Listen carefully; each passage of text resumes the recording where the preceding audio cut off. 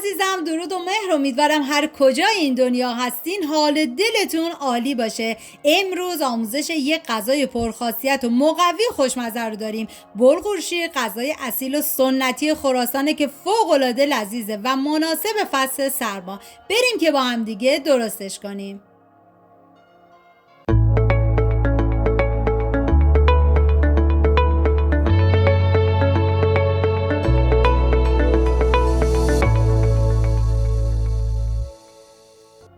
مواد لازم: بلغور شیر، عدس، پیاز، آب نارنج و ادویه هم شامل زردچوبه، نمک، فلفل قرمز و پودر گشنیز هستش. من اندازه‌های دقیقم داخل دیسکریپشن براتون نوشتم. پیاز رو ما اول به صورت نگینی کاملا ریزش میکنیم و بعد از اینکه پیاز رو ریز کردیم داخل قابلمه کره یا روغن حیوانی میریزیم. و همیشه گفتم اگر براتون امکان داشت برای غذاهای سنتی از روغن و کره حیوانی استفاده بکنید، طعمش رو بی نهایت خوشمزه میکنه. و بعد از اینکه پیاز اضافه کردم هم میزنم و میذارم تا پیاز کاملا سرخ بشه و بهتون پیشنهاد میکنم که این غذای پرخاصیت و مقوی رو حتما درست کنید.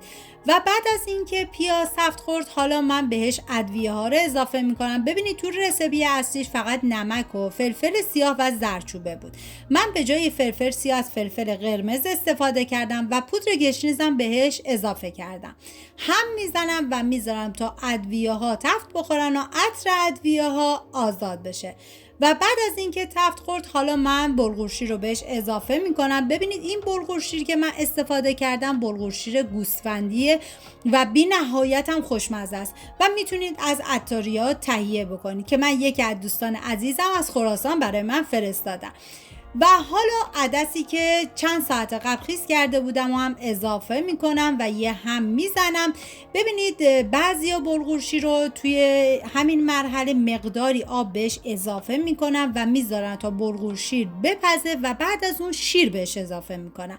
ولی توی رسیپی اصلیش و قدیمیش همین آب بود که فقط اضافه میکردن که من آبم بهش اضافه کردم دیگه شیر رو استفاده نکردم.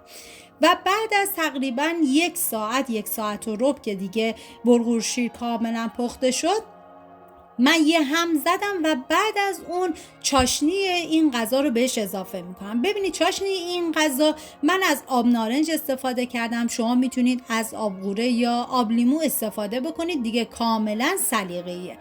بعد از اینکه آب نارنج رو اضافه کردید بذارید دیگه به مدت نیم ساعت این بلغور شیر خوشمزه‌تون جا بیفته و زمان پخت این بلغور شیر تقریبا 1.5 ساعت هستش و بعد از 1.5 ساعت بلغور شیر خوشمزه و پرخاصیت ما آماده است.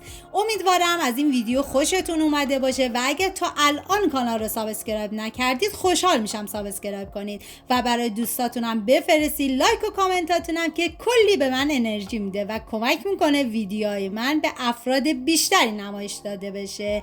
و اینم از غذای خوشمزه ما. مرسی که مثل همیشه تا آخر این ویدیو همراه من بودید. تا یه خوشمزه دیگر، بدرود.